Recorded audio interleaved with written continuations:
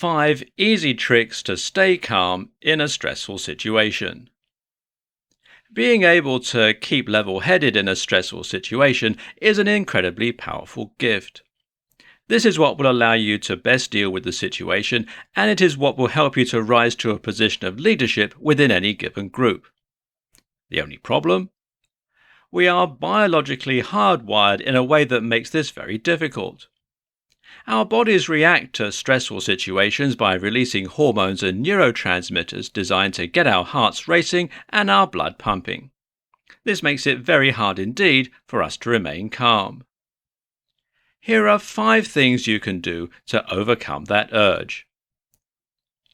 Detach yourself. One great way to remain calm and to make sure you act sensibly is to try and detach yourself from the situation. By this, I mean that you effectively remove your personal stake in the situation by asking not what you should do, but what a person should do. Try to judge the situation objectively and in a removed manner. Breathe.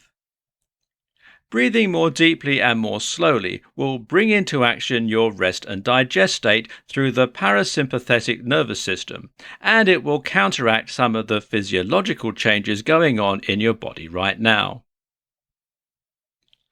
Ask yourself the best scenario. Having a clear goal can often help you in a high-stress situation. Instead of floundering, first, task yourself with asking what the best outcome you could achieve is. Then, take steps to help yourself get to that point. Accept failure.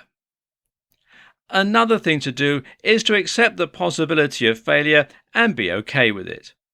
Be okay with being hurt, with making matters worse, or with being shouted at.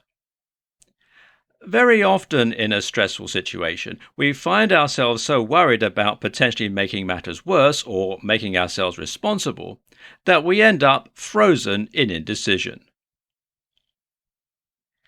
Pick a decision and act on it. So, with that in mind, the final thing to do is simply to take these matters into your own hands.